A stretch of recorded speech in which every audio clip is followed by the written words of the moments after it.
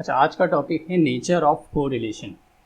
Nature of correlation क्या होता है? The nature of the correlation when it exist between two variables may be positive और may be negative.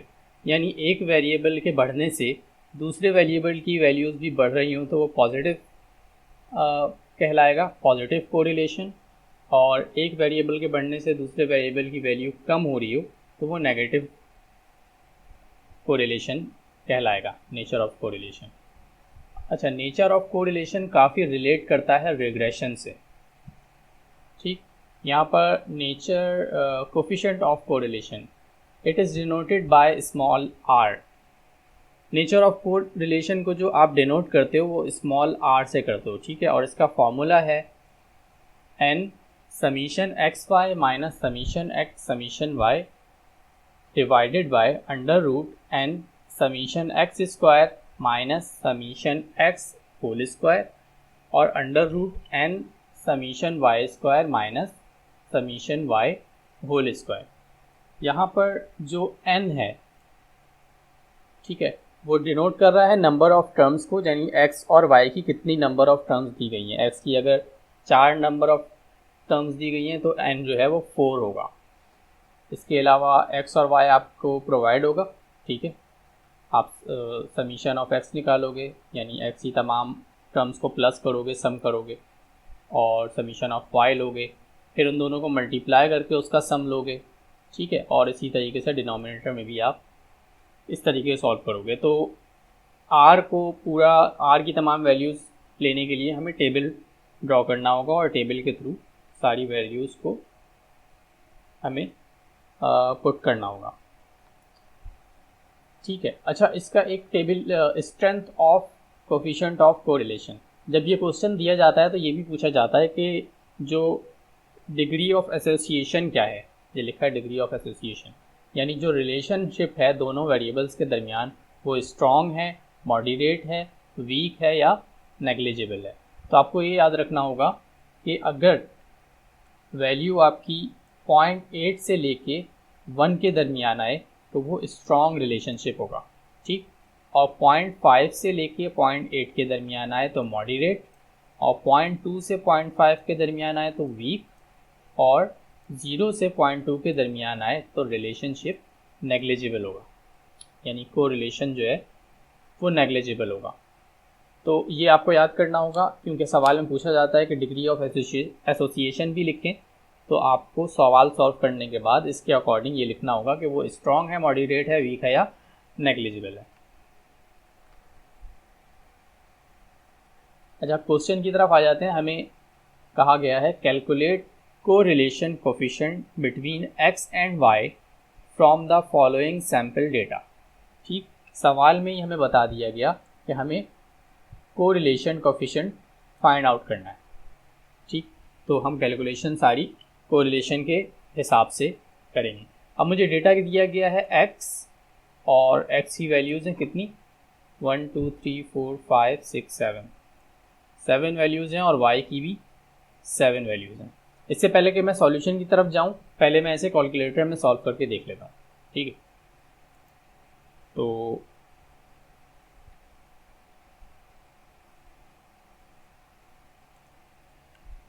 इसे clear कर लेते हैं और कर लेते हैं मेन्यू 6 और 2 पे a प्लस बी एक्स। अब यहाँ पर आप वैल्यू पुट कर दो कि x की वैल्यू है 1 2 3 4 5 6 7। तो 1 2 3 4 5 6 7, और b की वैल्यू 2 4 5 3 2 4 5 3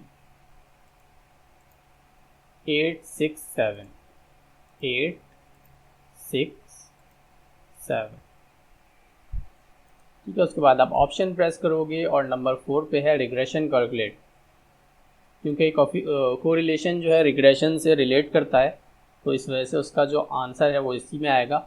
ये जो लिखा हुआ आर, ठीक है, ये कोरिलेशन का आर है, और r इज इक्वल्स टू 0.785। यानी कि जब मैं सॉल्व करूँगा तो जो आंसर मेरे पास आना चाहिए वो ये आना चाहिए 0.785। ठीक, तो अब हम क्या करते हैं, इसको सॉल्व करते हैं। ठीक है, आप टेबल बनाओगे। टेबल मैंने क्या किया, x लिया और x की तमाम वैल्यूज़ लिख दी, y लिखा और y की तमाम वैल्यूज़ लिख दी। अब मैंने यहाँ फार्मूला खोल के रखा हुआ है अलग से। ठीक है, इसको देखते हुए मैं ये देखूंगा कि मुझे टेबल में कौन कौन से कॉलम्स को बनाना है। अब आप देखो कि x की तमाम वैल्यूज़ की मदद से मैंने सम ऑफ x निकाल लिया और y की तमाम वैल्यूज़ की मदद से मैंने सम ऑफ y यहाँ पर फाइंड आउट कर लिया। ठीक है, तो अगर मैं फॉर्मूले की तरफ जाऊँ तो सम ऑफ x और सम ऑफ y ये मेरे पास आ गया, जो डेटा मेरे पास मौजूद था उसकी की मदद से। मुझे क्या बनाना होगा, मुझे एक कॉलम बनाना होगा जिसमें x और y आपस में मल्टीप्लाई हो रहे हों। ठीक है, और उसके बाद मैं उसका सम ले सकूँगा। तो इस तरफ चलते हैं। मैंने एक टेबल बनाया। ठीक है, मैंने एक कॉलम बनाया x और y का, जहाँ पर x और y आपस में मल्टीप्लाई हो रहे हैं। पहले आप न्यूमिनेटर को देखा करो, यहाँ पर पहले दो कॉलम्स और बने हुए हैं अलग से, लेकिन x और y अगर आप पहले बनाते, न्यूमिनेटर के कॉलम पहले बनाओ तो ज़्यादा बेहतर रहता है। खैर, उसके बाद मैंने क्या किया, यहाँ x और y को आपस में मल्टीप्लाई किया, 1 मल्टीप्लाई बाई 2 और इक्वल टू 2, जाहिर सी बात है। और इसी तरीके से इन दोनों टर्म्स को मल्टीप्लाई करके यहाँ लिख दिया और इन दोनों टर्म्स को मल्टीप्लाई करके यहाँ लिख दिया, और इस तरीके से ये पूरा टेबल, ये पूरा कॉलम मैंने फिल कर लिया। और कॉलम पूरा फिल करने के बाद इनका मैंने सम ले लिया, तो समीशन ऑफ एक्स वाई भी मेरे पास आ गया। ठीक है, अब दोबारा फार्मूले की तरफ जाते हैं। तो n क्या है, नंबर ऑफ टर्म्स कितनी थी, 7। समीशन ऑफ एक्स वाई मैंने फाइंड आउट कर लिया, summation of X find out कर लिया और summation of Y find out कर लिया। तो न्यूमिनेटर की तमाम रिक्वायरमेंट कंप्लीट हो गई। अब मेरे पास डिनोमिनेटर में क्या क्या है, मेरे पास डिनोमिनेटर में है समीशन ऑफ एक्स का होल स्क्वायर। तो समीशन ऑफ एक्स जो ये रहा वो मैं यहाँ लिख दूंगा और उस पर उसके ऊपर स्क्वायर लगा दूंगा तो वो यहाँ से आ जाएगा। और समीशन ऑफ वाई को मैं यहाँ लिख दूंगा और उसके ऊपर स्क्वायर लगा दूंगा तो यहाँ से मेरे पास समीशन ऑफ वाई आ जाएगा। मुझे जिस चीज़ के कॉलम बनाना है वो है एक्स स्क्वायर का और वाई स्क्वायर का कॉलम मुझे बनाना है, ताकि फिर हर टर्म का मैं एक्स की हर टर्म का मैं स्क्वायर लूँ और उसके बाद में उसे प्लस करूँगा। तो आप ये देखो, एक्स की हर टर्म को मैंने स्क्वायर लिया। ठीक है, 1 का स्क्वायर 1, 2 का स्क्वायर 4, 3 का स्क्वायर 9 एंड सो ऑन। ठीक, इसी तरीके से y 2 का स्क्वायर 4 और बाकी तमाम टर्म्स का मैंने स्क्वायर लिया और एंड में जाके हमने क्या किया कि दोनों को समीशन ऑफ एक्स स्क्वायर ले लिया और समीशन ऑफ वाई स्क्वायर ले लिया। अब मैं देखूंगा कि डिनोमिनेटर में मेरी जितनी भी रिक्वायरमेंट थी वो कंप्लीट हुई या नहीं। तो समीशन ऑफ एक्स स्क्वायर मैंने ले लिया, समीशन ऑफ एक्स मेरे पास ऑलरेडी मौजूद था क्योंकि न्यूमिनेटर में भी है, और समीशन ऑफ वाई स्क्वायर भी मैंने फाइंड आउट कर लिया और समीशन ऑफ वाई मेरे पास न्यूमिनेटर में पहले से था।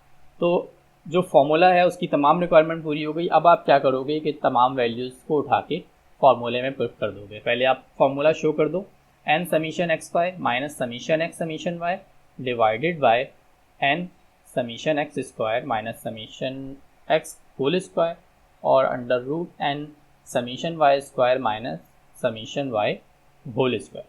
ठीक है, उसके बाद आप वैल्यूज़ पुट कर दोगे इसकी, और वैल्यूज़ पुट करने के बाद जब आप उसे कैलकुलेट करोगे तो आंसर आपके पास आया 0.78। ठीक, और जो क्वेश्चन शुरू में जब मैंने सॉल्व किया था कैलकुलेटर में, क्या आंसर आया था 0.78।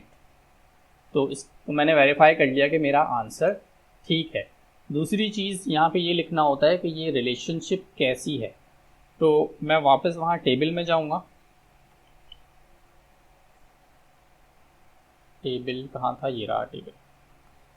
टेबल में देखो 0.5 से लेके 0.8, जो मेरा 0.78 आया है वो लाई कर रहा है इस वाले में, और यहाँ पर रिलेशनशिप क्या है, मॉडरेट रिलेशनशिप है। तो हम क्या करेंगे, के